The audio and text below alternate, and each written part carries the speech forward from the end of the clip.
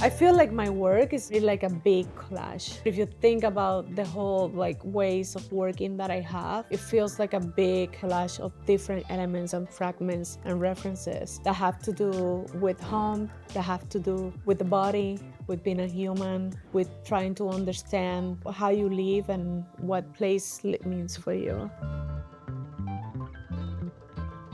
When I left Puerto Rico in 2008 and I moved to Chicago to do my master's degree, that's when I started thinking about a home. That's when I started thinking about my origins. And I think it's because I left. When you leave, you look back. You can see your home from the outside. I lived there for 7 years and I'm living here for 7 years, almost 8 now in New York. And I think that impact everyone who leaves their country. And for me, it kind of like really shaped a new direction and like how to think about my sense of belonging and what home was for me. It's hard for me to anchor. I have found that through my work. I feel like I can find anchor and place and home through my paintings. Being in the diaspora, I think you find home through people. And you create a new home that start to connect with other cultures and your home expand. You start adding more rooms to your home and it just becomes more rich. And I think that's the beautiful thing about being a diaspora, not only here in the United States, but any other part. Anyone who leaves their place of origin, they expand their home. My paintings try to connect other people to their ideas of their home, their feeling of what home is, which is gonna be very different to what home is for me.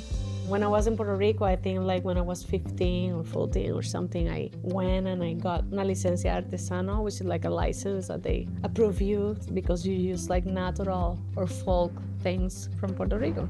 So I started making jewelry using natural organic materials. Started taking some classes. I also learned on my own and it was a great adventure, but I realized that I needed to focus on my work. So I decided to put on the side the pursuit of a jeweler career. But I feel like, or that language that is in my hands, that way of making, that way of looking at things, come part to my paintings. I have always been interested in painting as an object. When painting, have a conversation with sculpture or is focused on the materiality. It's like it's not only just like a window, it's like this thing. I like those relationships, like things that you live with and experience every day and how you can change the perspective about it and how they can become more important to you. So for me, like when I moved to Chicago, the space completely changed. There's things in the home that have different purposes.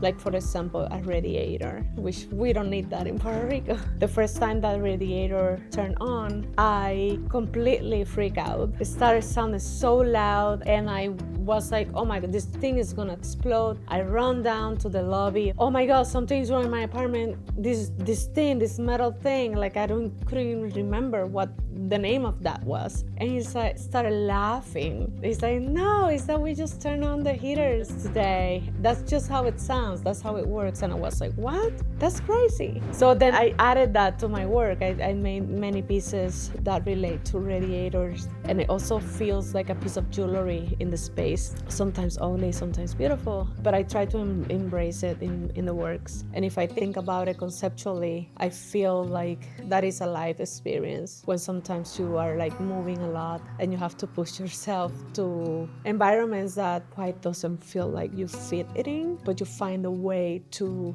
find common grounds. When I take those actions, I intended to shift a perspective of the object that I'm making reference to, and I want to have a conversation about how do that make you feel and how do you see that object differently. And I'm interested in how two different type of spaces can coexist. When I do those things in the work, and sometimes I put two type of images that they kind of don't quite work together, I just want to push them to find a common ground in the visual landscape.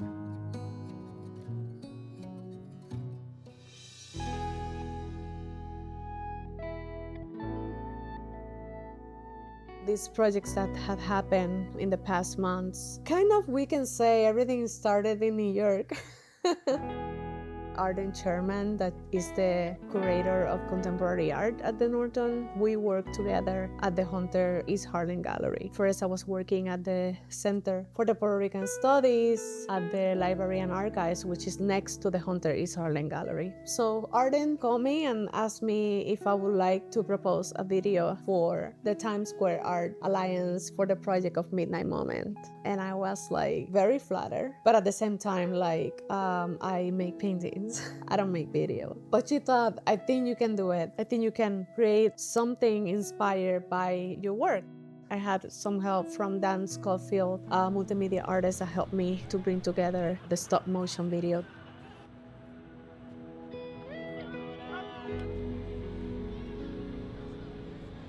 The name of the piece is Eyes of the Sea, which it turned out that I'm the first Puerto Rican to show my work for the Midnight Moment at Times Square. I think the journey of trying to get pregnant and being pregnant took me into a line of thought and interest to understand our beginnings, the journey of miracle that happened for life to begin. That brought like new motifs in the work. It came from this thinking of an egg, the beginning of life on earth, but also that spiritual beginning of life. First, I wanted the whole Times Square be filled and occupied with the concrete blocks. So I'm gonna start like from a fence made from the concrete blocks. Something that happened when you grew up in an island is the horizon line of the water is part of your imaginary, thinking of the breeze block as a window to see through, so they become like eyes that allow me to look at the water and start this story. In some way, it's like the eye look back at you, thinking of me from here, looking back at home, Puerto Rico,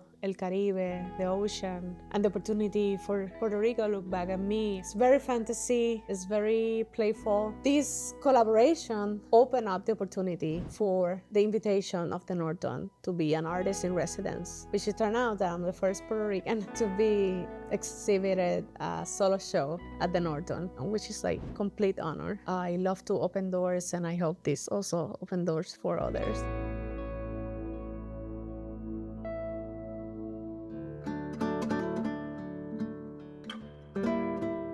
I think the pandemic really brought a new change and a new direction. This process have helped me to connect with my body in a new way and to think about being a woman again. What do that even means? And to see and question that, and to in some way read as a woman and like see the world from my perspective, from my experience. Sometimes you as an artist, you have to let be things. You cannot try to control everything, because then stop being you. You can push it, but also like embrace who you are and like find what you can do with that.